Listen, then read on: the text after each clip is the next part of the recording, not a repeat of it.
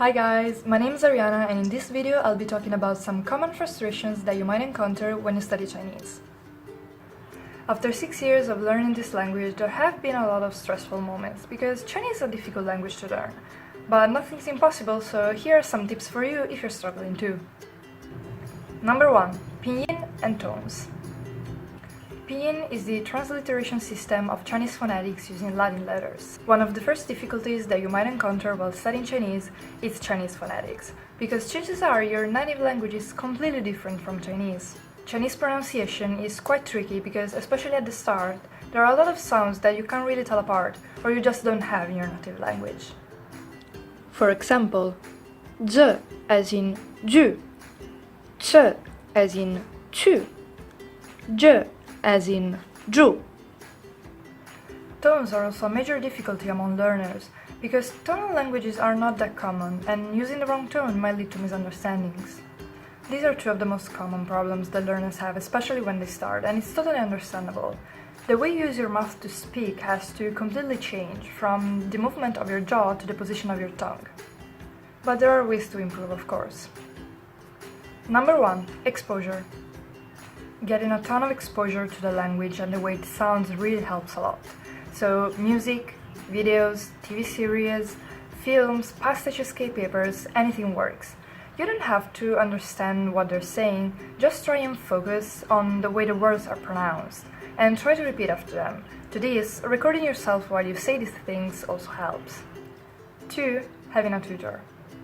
Of course, having a tutor and practicing with other natives and learners is great, because they can really coach you to the correct pronunciation. Plus, you get to meet new people. Number 2. Characters. This is another aspect of Chinese that many people find intimidating and difficult. There are too many of them, they all look the same, etc.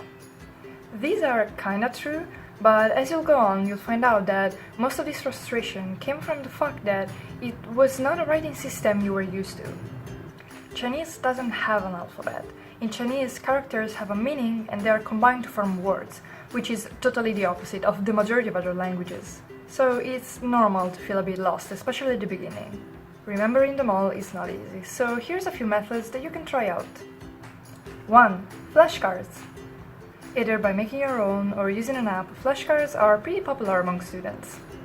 2. Make up stories. This works especially well for the meaning. For example, 1 means to play, to have fun. If you look at it, there is king and yuan, so money. And well, in the past it was just the king who had enough money to play and have fun. This works for more complex characters as well. For example, tie, to wear, to put on, especially accessories. To remember this character, my teacher once told me, you can remember it this way while looking at each part. So, soldiers in the past, when going to the battlefield, all they need was their sword. 3. Muscle memory. Just writing a character over and over and over again. Boring, but it actually works. Side note, stroke order in a character is not exactly optional, because 1. It helps you write the character in the correct way, and number 2, connected to point number 3, it's easier to remember a character when you know how to write it properly. Disclaimer, everyone is different, so all these methods might not work for everybody, so try to find a method that works for you. Number 3. New grammar and how to use words. Chinese sentence structure is not as flexible as other languages, and getting a grasp of new grammar and new words can be a bit tricky. Practice is the key to solve this problem. Study groups, language exchanges, and such activities will help you lots to practice. So do a lot of exercises, practice a lot, write down a lot of examples, and try to use the new things that you learn just as much as possible. 4.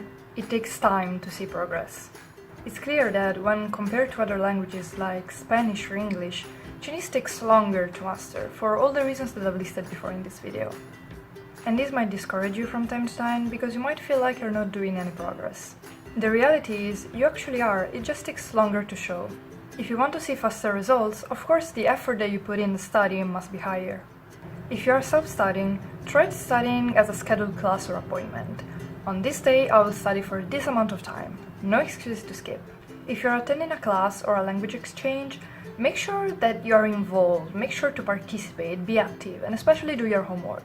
And lastly, this is the most important, remember that this is not a race. Everybody learns at their own pace, so it's not important if we take 5 months and other people take just 2. So this is all for today. I hope you find the tips useful, and if you like the video, remember to give feedback. Happy studying and 再见!